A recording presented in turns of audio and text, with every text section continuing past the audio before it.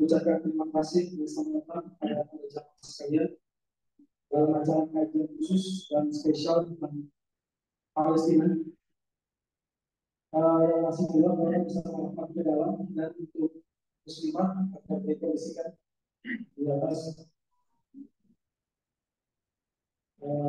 kira-kira kemarin ya tanggal 20 November RI di bulan maksud itu memecah keras serangan Israel dan rumah sakit Indonesia di Gaza, di mana terdapat banyak pasien, anak-anak yang sakit, perempuan, ada sakit semuanya, dan itu diserang oleh Israel.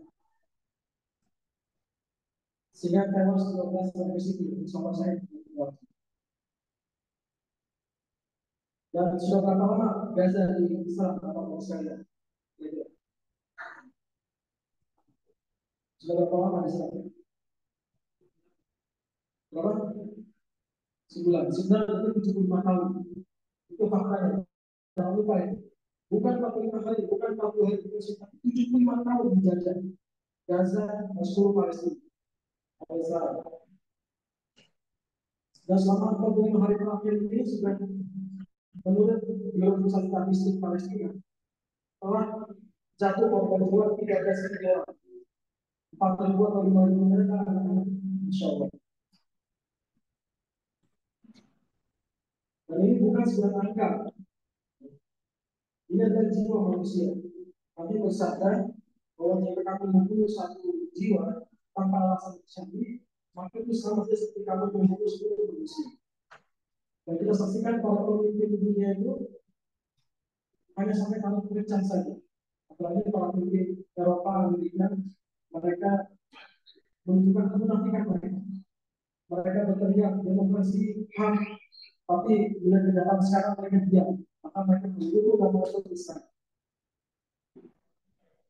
Ini adalah sebuah kejahatan kemanusiaan. Dan kita bersyukur bahwa rakyat grassroots di berbagai penjuru dunia itu semuanya bergerak menolak atau berbeda suara dengan para pimpinan dari Inggris, Italia, Jerman, berbagai negara menunjukkan solidaritas pada Palestina, masuk Indonesia. Hati nurani rasa kemanusiaan kita terpanggil untuk menolak kebutuhan Zionis. Saya dengar kata-kata seorang ulama bernama Syekh Amjad Az-Zahawi. Beliau mengatakan bahwa dia artinya dunia Islam kini tengah terbakar. Setiap kita berkewajiban menyelamatkan air sebanyak apapun yang kita mampu untuk memadamkan api yang bisa kita padamkan tanpa menggunakan air. Alhamdulillah kita telah hadir bersama kita guru kita Ustaz Dr. Ahmad Salwa, dan juga nanti setelah itu juga ada Ustaz Salwa yang terisi dari ada Ramai Internasional supaya ada yang rutin dilakukan edukasi untuk memastikan dan Bapak bertanya kalah untuk sebagai pertemuan sebagai pembuka dan pemanasan dia mengundang Ustaz Dr. Ahmad di kita itu dengan audit pada dalam studi. Jam berapa? Bismillahirrahmanirrahim. Assalamualaikum warahmatullahi wabarakatuh. Alhamdulillah wassalatu wassalamu ala Rasulillah, amma ba'du. Hadirin jamaah yang dirahmati Allah, air mata kita ini bukan air mata yang pertama. Penderitaan umat Islam terkait nasib saudara-saudara kita di Palestina, seperti tadi sudah disampaikan, ini adalah sebuah cerita panjang. Kalau mereka menderita, ini bukan yang pertama. Ini sudah yang kesekian ribu kalinya. Jangan-jangan mereka malah lebih tabah dari kita.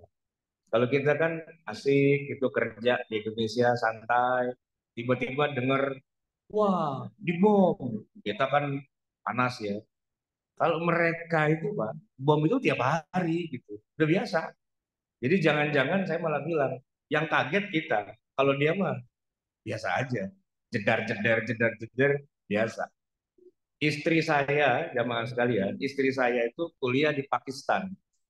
Pakistan juga sama, cuman ributnya bukan sama Yahudi ya, ributnya sama ya sesama mereka lah, perang gitu Pak. Kan di sana kalau pemilu biayanya ringan Pak. Cukup ditembak aja presidennya ganti gitu. Cukup dibom aja presidennya ganti. Itu ringan Pak, nggak ngabisin APBN di sana. Jadi kuliah di sana setiap hari jedar, jeder, jedar, jeder. Biasalah gitu kan. Palestina juga begitu Pak. Mereka perang udah dari zaman dulu. Tadi dibilang udah berapa tahun? Udah 75 tahun. Iya, iya. Jadi jangan-jangan yang sedih kita Pak. Kalau dia mah biasa aja, ya kan? Beranak terus lagi, ya kan? Ya perang-perang, bikin anak jalan terus Pak, ya kan? Alahir terus tuh, apa namanya, eh, istilahnya anak-anaknya tuh jalan terus. Jadi mereka udah terbiasa Pak dengan perang itu. Boleh jadi kita malah yang menangis, ya mendoakan dan sebagainya. Nah, jamaah sekalian, saya ingin mengajak kita semua melihat persoalan Palestina ini secara lebih apa namanya zoom out gitu ya. Bukan hanya dari tahun 1948 ketika mereka ngerek bendera Israel. Kita harus melihat mundur lagi ke belakang, Pak. Mundur, mundur, mundur ke zaman Nabi Muhammad dan boleh jadi mundur, mundur, mundur ke zaman Nabi Musa, mundur lagi ke zaman awal mula mereka disebut sebagai Bani Israel. Kenapa? Karena dari situlah cerita itu dimulai. Dan kalau kita melihat secara full frame, sebenarnya Pak, sebenarnya sekarang ini mereka berkuasa. Justru ini sekali-kalinya Pak mereka berkuasa. Sepanjang zaman tuh mereka nggak pernah berkuasa loh. Nih ya, saya kasih tahu dari awal. Mereka itu Bani Israel tuh siapa sih sebenarnya? Kan cucunya Nabi Ibrahim. Ibrahim punya anak dua Pak, satu Ismail, satu Ishak. Ishak punya anak lagi namanya Yakub. Nah, Yakub punya anak 12. Salah satunya Nabi Yusuf. Nah, 12 orang itu yang disebut anaknya Yakub ya, alias Yakub ini namanya Israel. Itu ada di dalam Al-Qur'an tuh, Pak. Ya kan ketika Nabi Yusuf bermimpi melihat ada 11 bintang, bulan dan matahari bersujud kepadanya. Itu 11 itu saudara-saudaranya plus Nabi Yusuf jadi 12. Ya kan? Mereka ini cucunya para nabi, Pak. Ya, cucunya para nabi. Cuma, nah kalau kita lihat dalam kasus surat Nabi Yusuf kecil dibuang ke sumur, ditemukan oleh Sayyarah, dibawa ke Mesir, dijual sebagai budak, masuk ke rumah raja-raja Mesir. Lalu di Mesir beliau akhirnya singkatnya jadi penguasa, ya. Inni hafizun alim. Nah, lalu dia mentakwil mimpinya raja bahwa 7 tahun apa musim kemarau gitu kan. Lalu jadilah dia bendaharawan negara, jadi penguasa, padahal dia bukan orang Mesir, dia Bani Israel. Nah, di saat itulah kemudian 11 orang saudaranya berangkat ke Mesir dalam rangka apa? Dalam rangka apa, Pak? Hah? Dari Kanan, dari Palestina itu, mereka ke Mesir dalam rangka minta-minta. Karena negerinya paceklik, dan paceklik bukan hanya di Palestina, rata. Termasuk Mesir. Cuman karena Yusuf ini ya nabi lah ya, beliau dapat wahyu dan sebagainya, pinter ngatur urusan perbendaharaan negara, Mesir surplus. Dari mana-mana datanglah termasuk Bani Israel. Itu kalau kita lihat dalam catatan sejarah 1800 tahun sebelum Masehi. Karena kalau ke Nabi Ibrahim kan kira-kira 2000 tahun. Nah, 200 tahun kemudian zamannya Nabi Yusuf. Kira-kira seperti itu. Ya mungkin tambah kurangnya atur aja lah sama temen gitu Pak ya. Kira-kira segitu. Nah, yang penting lagi adalah setelah itu Nabi Yusuf meminta semua saudaranya termasuk bapaknya dan ibunya ke Mesir. Saat itu ya Bani Israel dihormatilah di tengah orang Mesir. Tapi 500 tahun kemudian kejadiannya muncul, Pak. Di situ Fir'aunnya Musa, kata orang sih Ramses the second gitu ya. itu sudah menjadikan Bani Israel sebagai budak. Dibunuh semua anak laki-laki dari Bani Israel, dibiarkan anak perempuannya, ya kan? Nah, posisinya adalah Bani Israel itu Pak budak, disiksa, dihabisin sama orang-orang Mesir itu Pak. Kita nggak tahu kenapa sebabnya, tapi intinya mereka bukan penguasa, penguasanya ya Fir'aun, gitu kan? Dan Nabi Musa di sana memang tugasnya bukan mengislamkan negara Mesir gitu, memasukkan Firaun jadi orang yang beriman bertakwa, enggak. Allah tuh perintahnya cuma gini, Musa, idhab ila fir'auna innahu tagha. Mas, kamu datanglah ke Firaun, dia sudah melampaui batas. Dalam rangka apa? Lu jangan macam-macam sama Bani Israel, kesian dia ditindas mulu tiap hari. Firaun udah berhenti dah. Ya kan, jangan ditindas mulu. Kita bisa ambil sebuah capture kesimpulan, Pak. Oh, Bani Israel itu ditindas ya? Iya. Dan tidak ada solusi. Firaun kagak mau. Yang ada, kalau di sini lu gue tindas, kalau enggak lu pergi aja sana. Pergi, Pak. Bawa tuh Nabi Musa dengan 600 Bani Israel. Waktu 500 tahun yang lalu datang tuh 11 orang.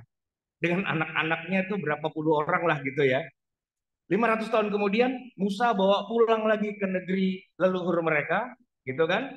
Di Laut Merah lewat, itu kejadiannya tanggal 10 Muharram, Nabi Muhammad puasa di tanggal itu, Fir'aun nyusul, kalau akan gitu ceritanya Pak.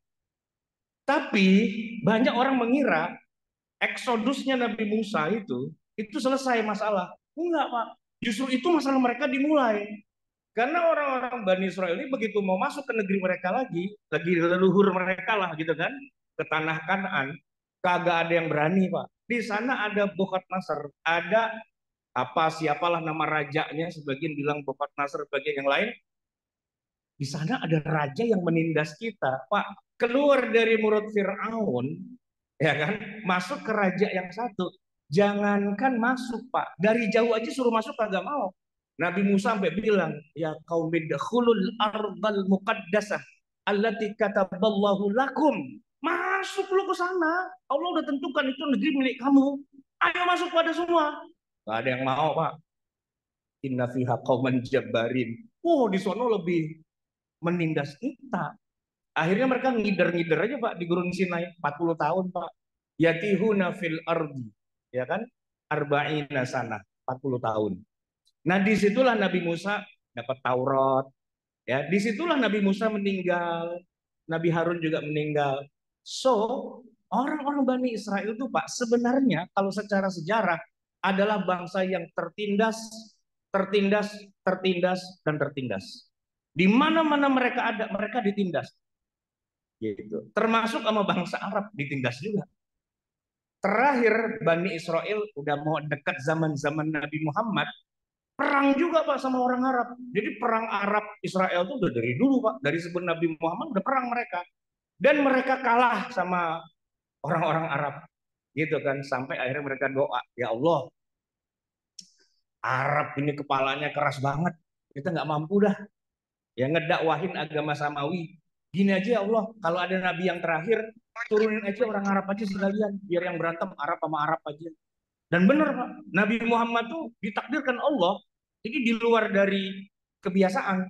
Allah kalau menurunkan nabi selalu dari Bani Israel, Bani Israel, Bani Israel. Ibnu Abbas mengatakan, kullul anbiya Bani Israel. Semua nabi itu Bani Israel. Nggak ada nabi dari Arab tuh, nggak ada Pak. Kecuali Ibrahim dan Ismail, 26 abad kemudian baru ada Nabi Muhammad. Dan benar Pak, Nabi Muhammadnya orang Arab, bawa dakwah samawi, digebukin Pak sama orang Arab. Terusir dari Mekah dia. Dan apa yang kemudian dilakukan oleh Bani Israel, Muhammad, sini dah lu pada, ya kan? Daripada lu digebukin sana, yuk kita gabung di sini. Gabung Pak, Bani Israel dengan Nabi Muhammad mengikat perjanjian namanya Piagam Madinah. Di awal Yahudi dipeluk Pak sama Nabi. Nabi juga memeluk mereka. Kenapa? Kita satu server. Nabi lu Musa, temen gua. Kemarin kita ketemuan noh di langit keberapa tuh Nabi Musa, ya kan? Gara-gara Nabi Musa kita dikasih keringanan Pak. Ya enggak? Sholat 20 apa tuh? 50 waktu sehari kan? Jadi tinggal 5. Itu pun Nabi Musa masih bilang, Muhammad, minta turun lagi aja. Kalau perlu gak usah pakai sholat. Gitu Pak. Ya kan? Asik tuh kalau kata Nabi. Cuma Nabi udah malu. Ya ibarat kita Pak, kita belanja nih harga 50.000, kita tawar, udah dikasih goceng, suruh nawar lagi, cekek aja yang jual sekalian gitu kan. Itu Nabi Musa Pak. Dekat kan sama Nabi Muhammad. Nah, waktu Nabi Muhammad hijrah ke Madinah, orang Yahudi menyambut dengan tangan terbuka. Kenapa? Ternyata Muhammad gitu-gitu walaupun dia orang Arab, sholatnya nggak ada Baitul Maqdis, kiblatnya kita. Girang banget orang Yahudi, Pak. Wah, puasanya pun puasa apa? Nabi Muhammad itu bukan puasa Ramadan, Pak, di awal. Puasa 10 Muharram. Ikut dengan puasa mereka. Karena Quran juga belum turun sempurna saat itu. Belum ada yang namanya potong tangan, rajam, segala macam. Padahal Nabi jadi hakim. Kalau Nabi memutuskan perkara, harus pakai Taurat. Karena kitab suci yang terakhir turun ya Taurat. Dan Nabi nggak bisa Taurat. Maka Nabi panggil penguasa Bani Israel, bacain Taurat buat saya, isinya apaan, ntar hukumnya kayak gitu. Nah, di awal itu mesra Nabi Muhammad dengan Bani Israel, ya kan? Cuma ada cumanya nih Pak. Setelah itu Allah berkehendak menyempurnakan Al-Quran. Semua yang pernah turun pada Musa di Taurat kemudian disempurnakan sehingga Quran 3 kali lipat lebih besar dari Taurat dan isinya seperti kayak mengoreksi isi Taurat. Pertama, Allah bilang begini, "Fawalli wajhaka syatral masjidil haram." Muhammad berhenti ya, sholat ke adab Baitul Maqdis, pindah ke Mekah. Di situ Yahudi langsung, dah, ya, dia pindah kiblatnya. Gile juga tuh Muhammad, gitu kan? Berubah. Puasa, turun puasa Ramadan.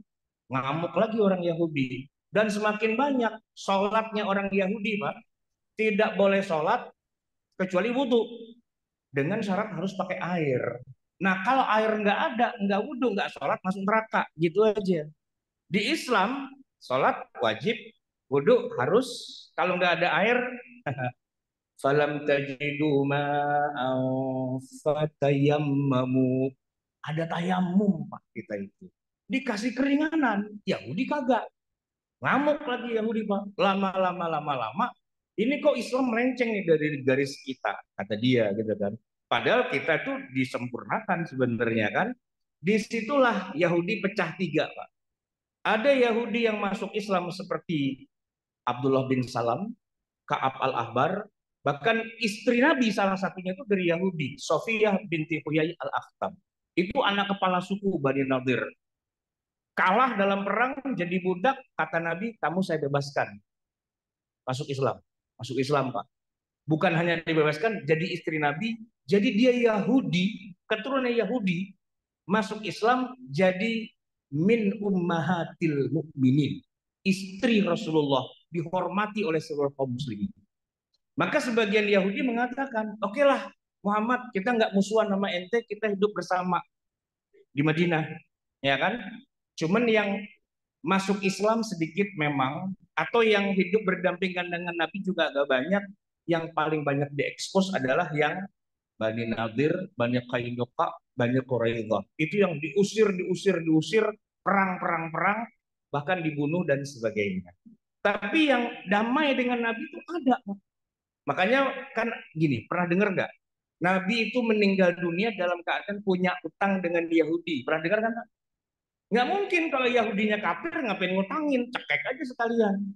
Ini ada Yahudi yang baik di Madinah, gitu. Yang mana mereka datang pada Rasulullah untuk, ya Muhammad, lindungi kami dari teman-teman kami sendiri yang apa namanya, menyiksa kami, ya kan? Karena kami nggak bermusuhan dengan Anda, walaupun kami nggak masuk Islam, tapi kami mau hidup damai. Itu yang dikenal dalam ilmu fikih adalah siapa? Kafir tapi dilindungi. Kafir zimmi. Nah, sedangkan Yahudi yang ono-ono tuh, nah itu yang kafir harbi. Cuma di Quran memang yang banyak diekspos yang harbi-harbi karena kan bad news is good news gitu kan. Quran begitu juga, yang diekspos banyak yang kacau-kacaunya lah. Yang kayak gini-gini nggak banyak.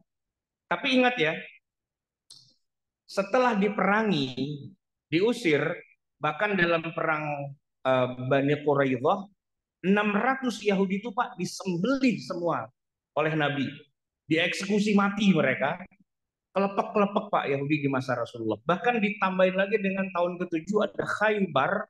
Khaybar tuh lumbung padinya. Bukan lumbung padi sih, lumbung kurma.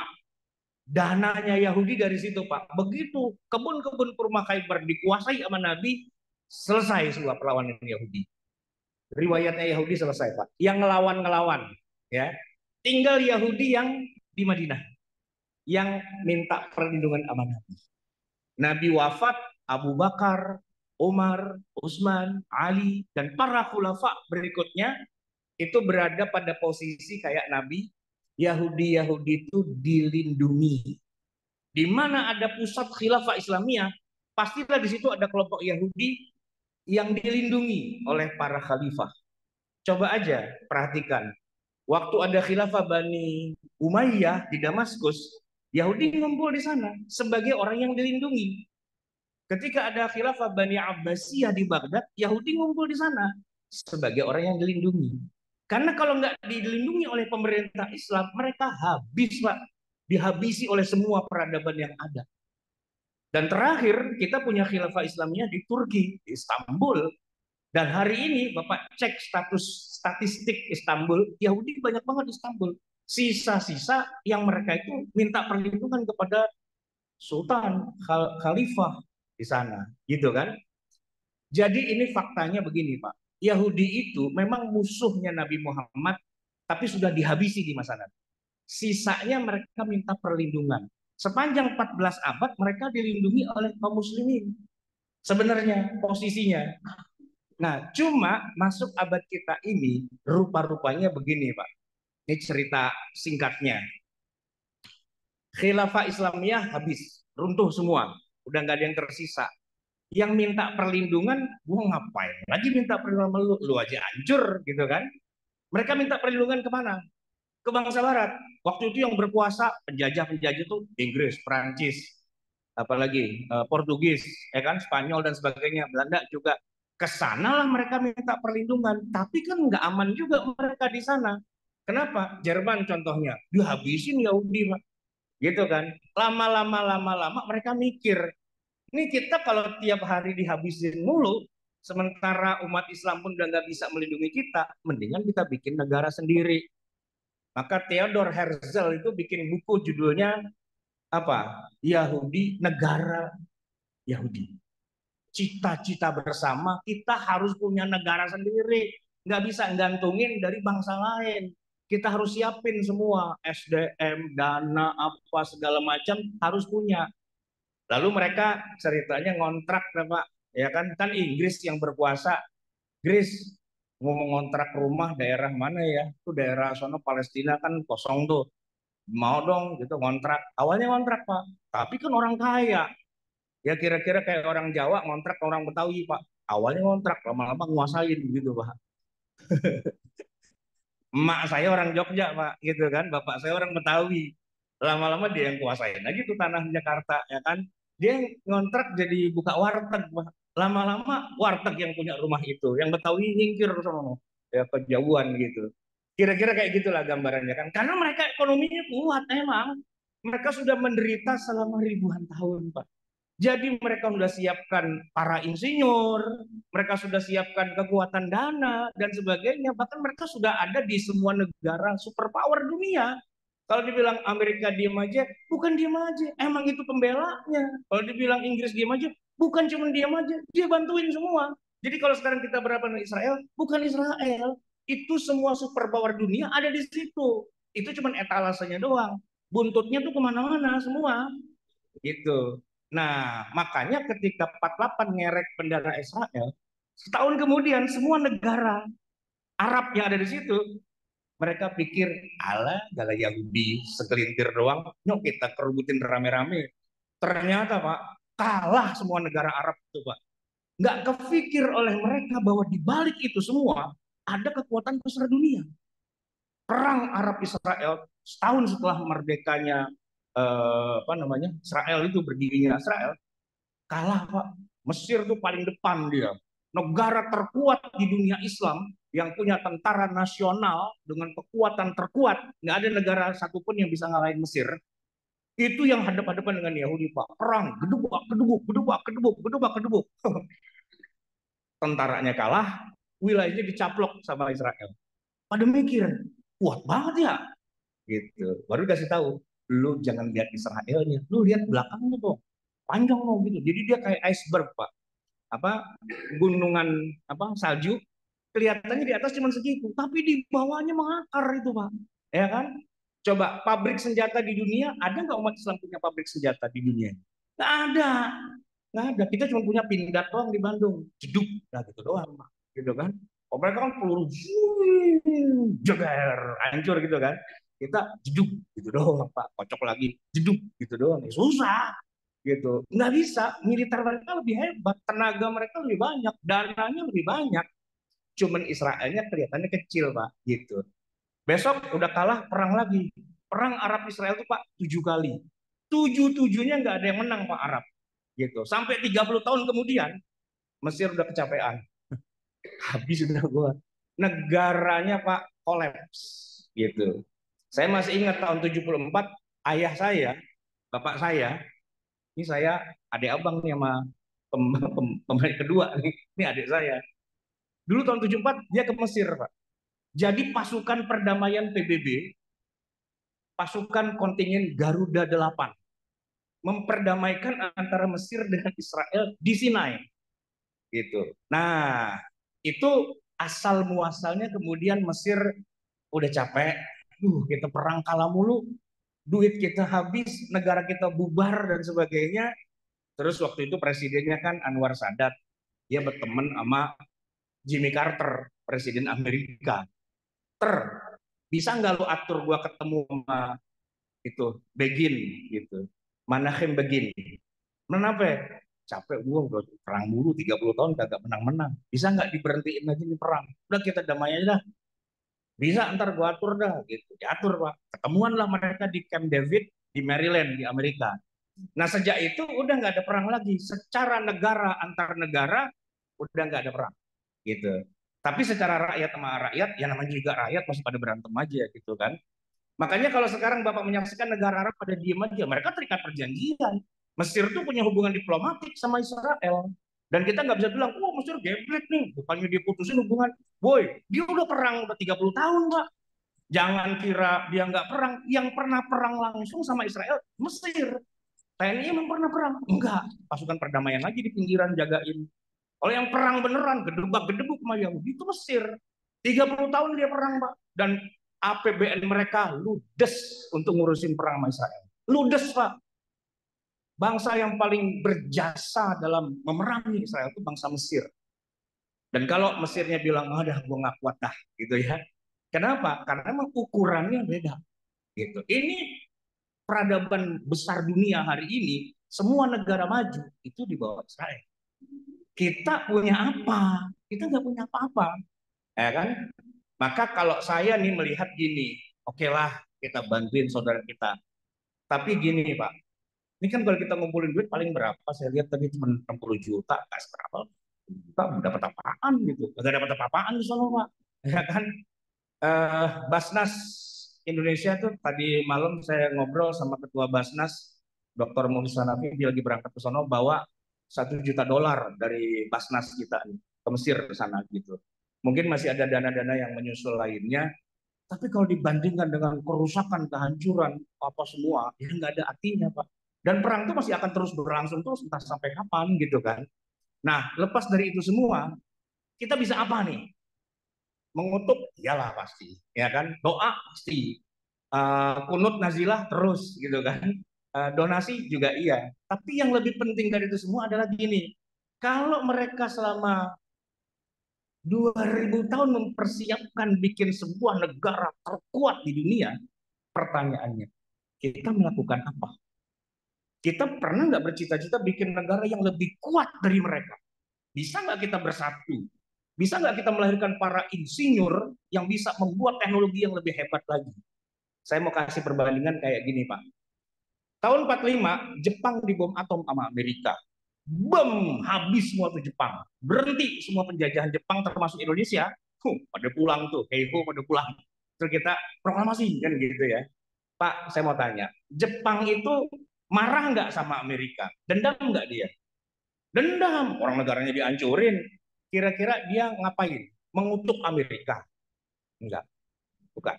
Dendamnya begini, Pak. Kaisar kumpulin semua mahasiswa.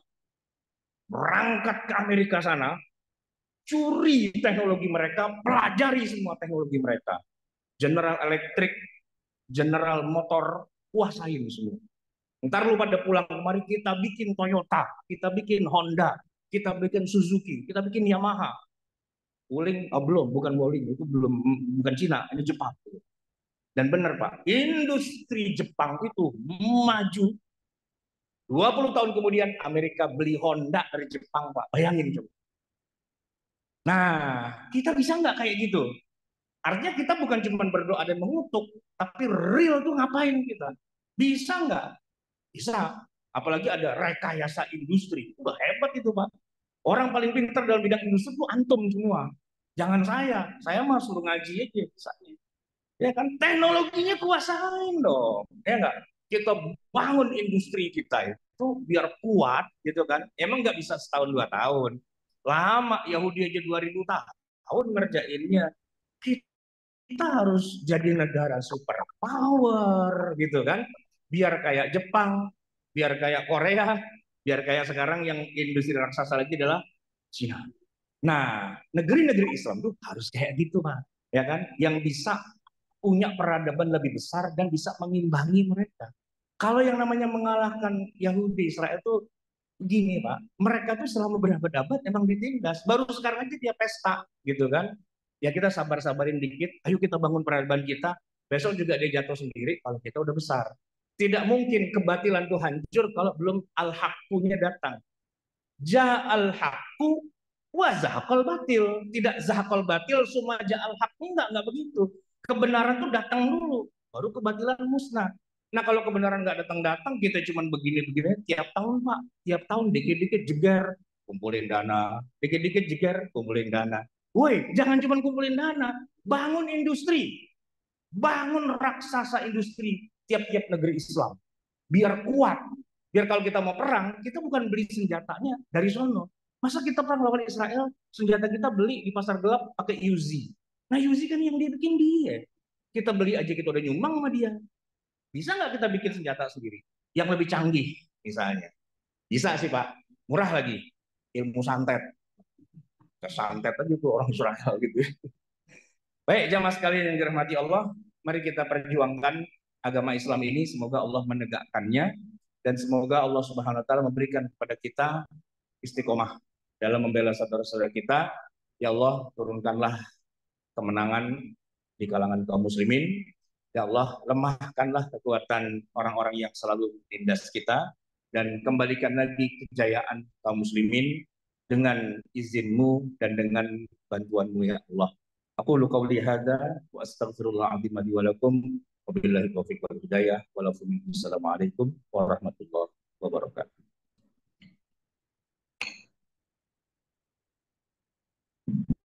Alhamdulillah, jazakallah khair pada sahabat saya. Berikutnya kita akan simak paparan pada sekolah. Terima kasih, selamat malam.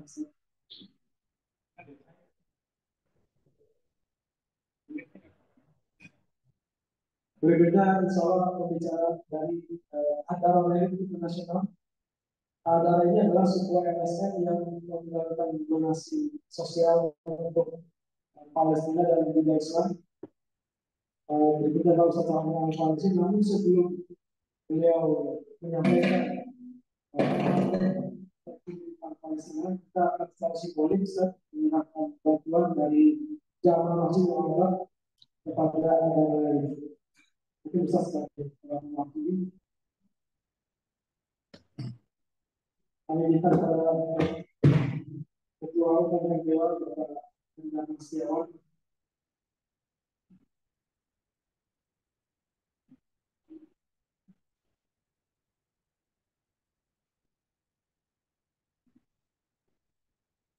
dari dua ada yang disampaikan.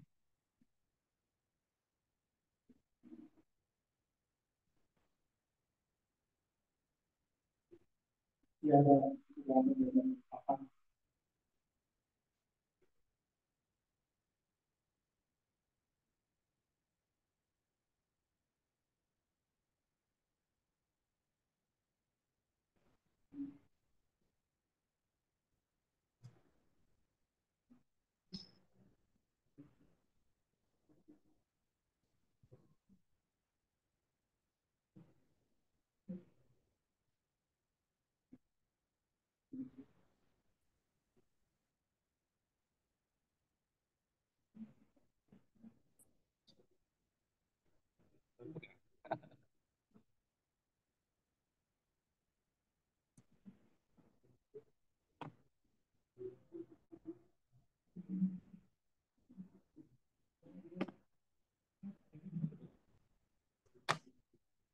Oh ya.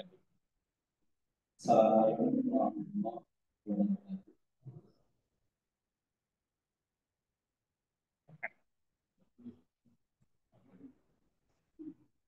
Alhamdulillah ini mewakili jemaah semua izinkan kami untuk mewakili dalam permintaan perlindungan donasi infak kita kepada kita saudara kita di Palestina. Insya Allah ini adalah tahap pertama. Insya Allah nanti ke tahap itu. Yang kedua, semoga Allah memudahkan amal kita semua dan juga mencatat bahwa kita berada dalam situasi seperti ini. Kita berpihak pada situasi ketika kita mengambil di masa dari jemaah ini.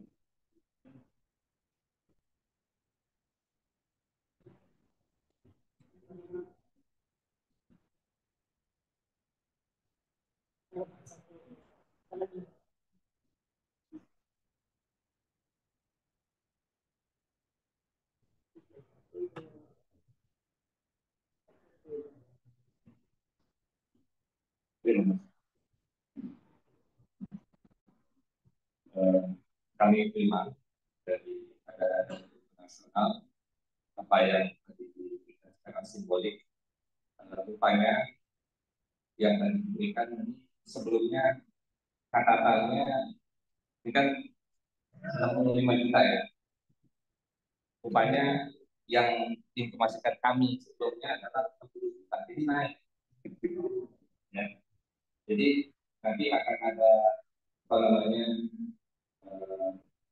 alat ya, kedua ya, untuk beralat yang tersebut.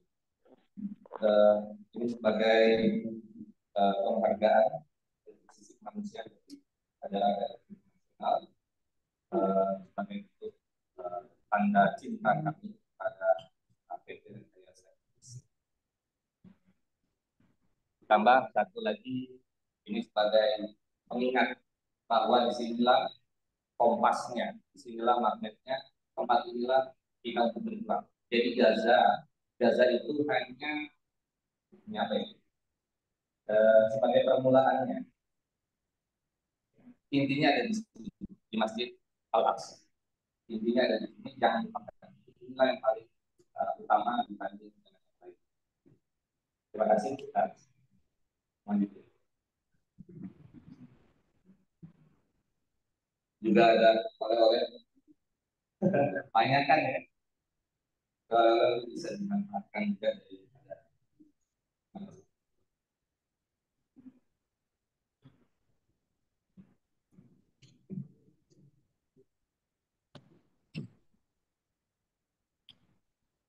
Bismillahirrahmanirrahim. Assalamualaikum warahmatullahi taala wabarakatuh.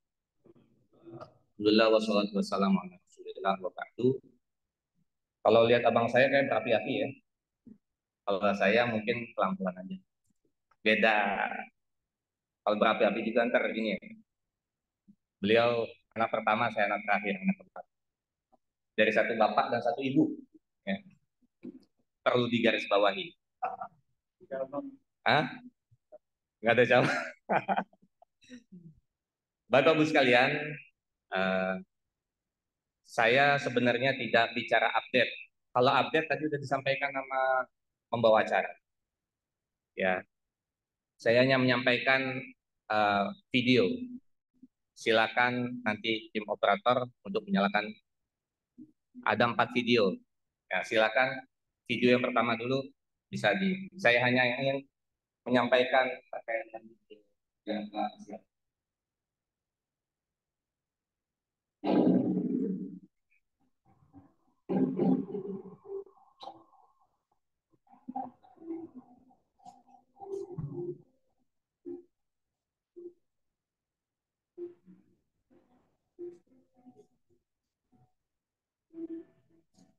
بسم الله الرحمن الرحيم وفي ظل هذا الأجواء النشط عن القاعدة نقوم اليوم بتجهيز هذه الخطوة بتبرع كريم من مؤسسة إحضار وعددها 166 فردا لكي نقوم بتسليمها لهذه الأسر النازحة والمهجرة من بيوتها بفعل العدوان الإسرائيلي على القاعدة وسنقوم بتسليم هذه الخطوة إلى أقرب نقطة ليقوم بتسليمها لهذه الأسر النازحة فيما يجب وبارك الله فيكم.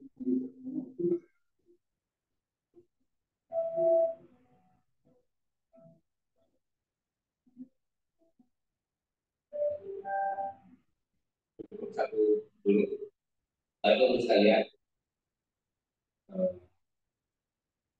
kalau tadi yang disampaikan bahwa sebenarnya perang sana itu bukan dimulai tanggal 7 Oktober, ya, tapi sudah lama.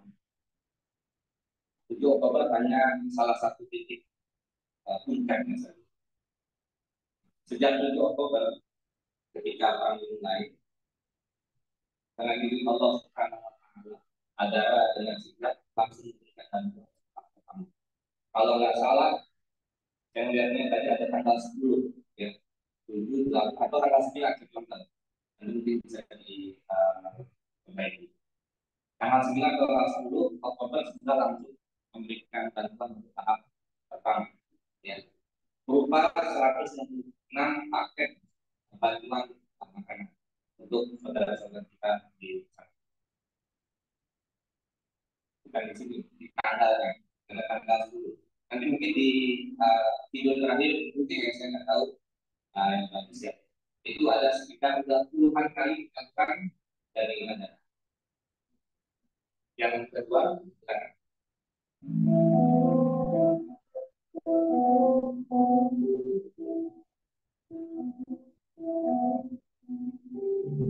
Tidak ada suara ini, tidak ada suara. Ya.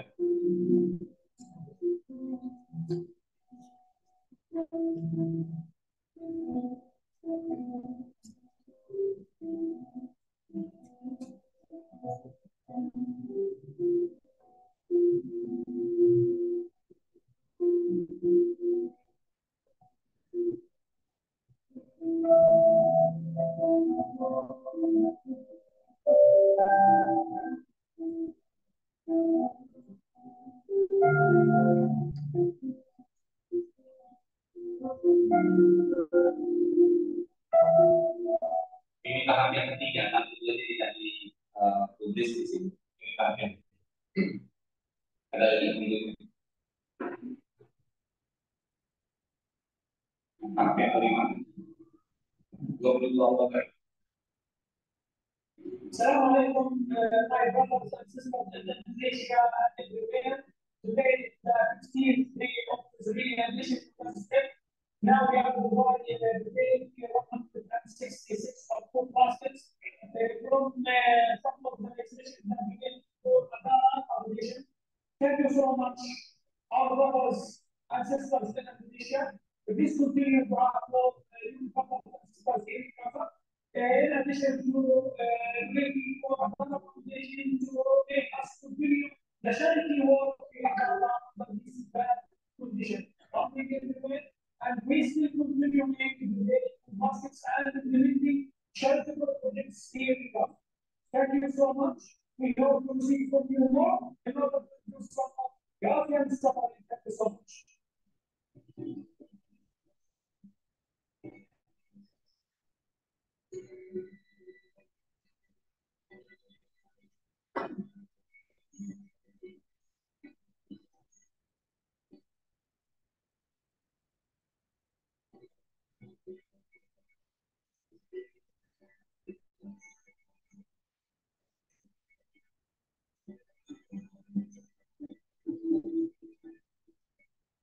yang terakhir itu jadi ya.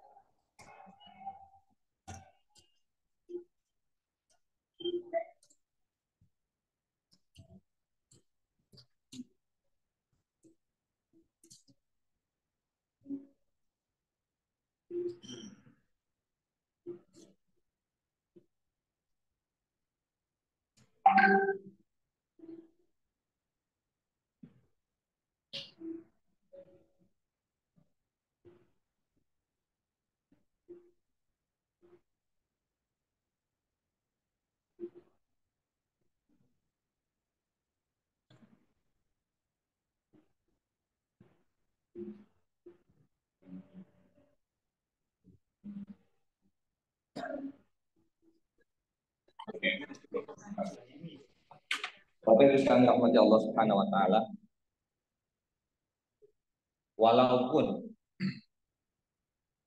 walaupun nominalnya tidak besar, karena kita tidak bicara nominal. Kalau bicara nominal nggak ada kalahnya dengan produk-produk yang yang kita boikot, yang mereka sumbangkan buat musuh, buat penjajah. Walaupun sedikit nominalnya, tapi kalau itu dari harta terbaik, itu akan menjadi berkah. Lan tanalul birra hatta tunfiqu mimma tuhibbun. Ya. Awal juz 4 Allah Subhanahu wa taala berfirman, lan tanalul birra hatta tunfiqu ma tuhibbun. Jadi harta terbaik, harta yang paling kalian sukai itu bernilai di sisi Allah Subhanahu wa taala. Ayat ini berkaitan dengan ada salah seorang sahabat ketika mendengar ayat ini, dia punya kebun kurma dekat dengan masjid yang selalu panen. Ketika mendengar ayat ini, apa yang terbersit di hatinya itu adalah kebun terbaik, harta terbaik yang dia miliki, dia sumbangkan kepada baginda Rasulullah SAW untuk menjadi aset umat Islam. Masya Allah. Sampai seperti itu. Mereka menyumbangkan harta terbaiknya. Untuk apa? Untuk umat Islam. Jangan dilihat nominal kecilnya, tidak ada apa-apa memang. Tapi dari situlah keberkahan datang. Kalau tadi disampaikan bahwa tidak mungkin tadi membeli sesuatu yang lebih dahsyat, entah itu senjata, entah itu apa peralatan yang lainnya, nggak mungkin. Kenapa? Karena pihak penjajah lebih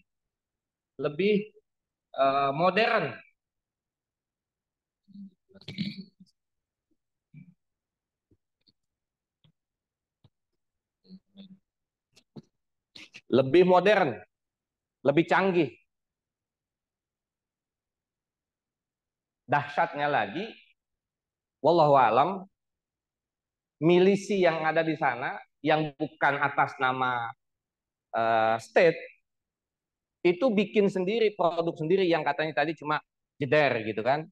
Beda dengan yang ini langsung luluh lantak. Tapi itu mereka bikin sendiri. Nah itu wallahu alam tuh bagaimana mereka bisa begitu. Tadi diusulin kalau bisa rekayasa industri ini punya bentuk bantuan, bukan hanya sekedar yang nominal tidak seberapa, tapi bagaimana bisa mengusulkan bentuk yang lebih real lagi untuk bisa membantu mereka di sana. Bapak Ibu sekalian rahmati Allah Subhanahu wa taala, ini hal pertama yang ingin saya sampaikan, bahwa bantuan kita semuanya, khususnya yang melalui Adara, sudah sampai beberapa waktu setelah peristiwa ini dimulai. Dan sampai sekarang, sampai saat ini terus mengalir. Sebagaimana tadi disampaikan bahwa bantuan dari Rekin ini juga akan terus bertambah.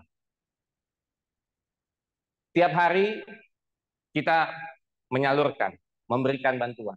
Dan ingat di video terakhir tadi, ke-6, kalau sebelumnya masih pakai sembako gitu ya, karena masih ada persediaan makanan.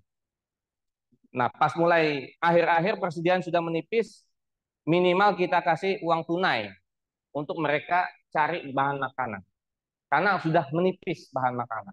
Bantuan, ya tadi diumumkan pemerintah kita kemarin sudah mengirimkan bantuan kedua kemarin. Sebanyak kalau nggak salah 21 ton, ya kalau nggak salah. Itu masih, yang pertama saja masih berada di perbatasan Rafah, belum bisa masuk. Kenapa? Karena khawatir ada serangan. Misi perdamaiannya, misi mereka memberikan bantuan juga pengen selamat dari gempuran. Nah, makanya perlu ada komunikasi dengan pihak penjajah bahwa misi ini dalam kondisi aman sampai pada alamat yang dituju. Dengan melalui pemerintah, alhamdulillah Allah berikan terus bantuan melalui jalur pemerintah, jalur Basnas, dan TNI juga kemarin berangkat kapal dari Surabaya menuju Jakarta, nanti beliau Jakarta akan masuk ke sana. Mudah-mudahan kita berdoa, mudah-mudahan bantuan kita semuanya sampai, kita semuanya, baik dari pemerintah, dari LSM, dari lembaga-lembaga kemanusiaan, semuanya bersatu padu. Alhamdulillah, negara kita dengan konstitusi kita memang menolak penjajahan. Apa yang kita lakukan ini adalah berdasarkan konstitusi. Bahwa penjajahan di atas dunia harus dihapuskan karena tidak sesuai dengan kemanusiaan dan perikadat. Ini menjadi dasar yang kita lakukan. Dan alhamdulillah dengan izin Allah Subhanahu wa taala, apa yang kita lakukan dengan izin Allah sudah sampai di sana. Walaupun tidak banyak, tetapi ini menjadi berkah, tetesan-tetesan bantuan itu sampai di sana. Bapak Ibu sekalian rahmati Allah Subhanahu wa taala, ini yang bisa saya sampaikan. Kalaupun ingin ada pertanyaan-pertanyaan, silakan. Demikian, wallahu a'lam bishawab. Aku qouli hadza wa astaghfirullah lakum. Assalamualaikum warahmatullahi taala wabarakatuh. Baik, terima kasih pada Ustaz Sami. Dari ibu-ibu, kalau saya ada yang akan disampaikan dari Ustazahnya. Saya silakan. Ya, di atas ya. Assalamualaikum warahmatullahi wabarakatuh. Ya, Bapak Ibu sekalian, sebenarnya sudah cukup jelas tadi yang sudah dijelaskan oleh Ustaz Karman. Bagaimana alhamdulillah penyaluran selama ini dari warga Indonesia telah sampai kepada saudara-saudara kita di Palestina. Mungkin saya sedikit menginformasikan sebagai Ketua Bidang Program dan Penyaluran Dana Relief Internasional. Saya ingin menyampaikan beberapa titik lokasi penyaluran anggaran relief internasional. Pertanyaan boleh di-share. Ya, ini adalah jalur Gaza yang tadi disampaikan bahwa sudah banyak sekali kerusakan-kerusakan yang terjadi di jalur Gaza, terutama di bagian utara, kemudian bagian tengah, dan sekarang sudah kita lihat di titik merah itu sudah sampai kepada Gaza Selatan, yaitu Rafah. Jadi titik-titik ini adalah titik kerusakan-kerusakan yang dialami oleh jalur Gaza. Kemudian di mana pendistribusian anggaran? Yang pertama kita prioritaskan di Rumah Sakit Asy-Syifa, itu di Gaza Utara, dekat dengan pesisir dan dekat juga dengan Gaza City. Kemudian 3 km dari Gaza City di Ar-Rimal, kemudian ada di Khan Yunis. Jadi di Khan Yunis ini ada 10 sekolah UNRWA yang menjadi tempat pengungsian warga Palestina di Gaza. Dan disinilah kita mendistribusikan bantuan saat ini sudah sampai tahap 16, diantaranya adalah makanan siap saji, air, kemudian peralatan medis, obat-obatan, dan tentu karena adalah fokus terhadap anak dan perempuan, kita kirimkan perlengkapan untuk bayi, anak, dan perempuan di sana. Dan juga kami sedang mengusahakan, sebagaimana tadi disampaikan oleh Ustaz Salman, ada beberapa truk konvoy yang kita kirimkan dari Mesir. Itu ada 3 truk konvoy dan 2 ambulan. Jadi ada ambulan yang insya Allah kita tambahkan. Karena di 2021 adalah sudah mengirimkan 2 ambulan dan saat ini masih beroperasi. Demikian yang bisa saya sampaikan. Dan insya Allah, ini terima kasih bantuan dari PT Banking ya.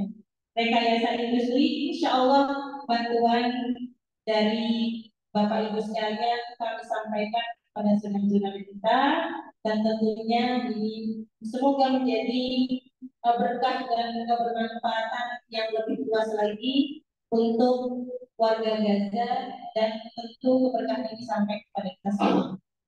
Boleh video terakhir terkait ambulan share. Ini sudah.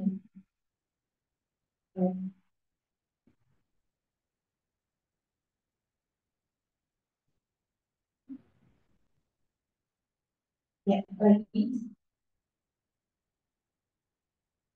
Selanjutnya.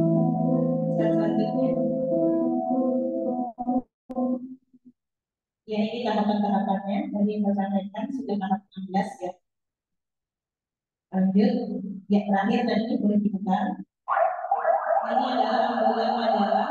Ini beroperasi dari klinik-klinik kecil di Gaza Utara yang kemudian mengantarkan para korban juga ke Rumah Sakit Indonesia.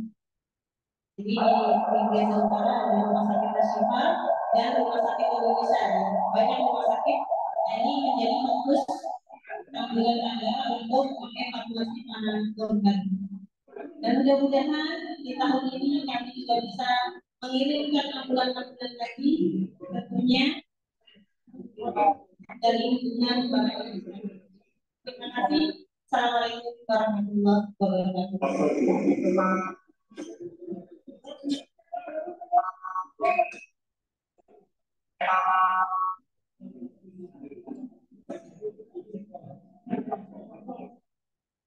Baik, terima kasih kepada Ustaz Zana atas penyampaiannya. Kalau selalu pada waktu yang untuk sesuatu dan update kondisi sebelum ada dalam hal dengan kita perhatikan ini dan acara hal pertama insya Allah pada dan terakhir kami mohon pada saat ini. Sebelum kita membaca doa, langkah baiknya kita baca dulu kitab surat Al-Fatihah. Al-Fatihah. A'udzubillahi minasyaitonir rajim. Bismillahirrahmanirrahim. Alhamdulillahi rabbil alamin. Arrahmanir rahim. Maliki yaumiddin. Iyyaka na'budu wa iyyaka nasta'in. Ihdinas siratal mustaqim. Siratal ladzina an'amta 'alaihim ghairil maghdubi 'alaihim waladdallin. Amin.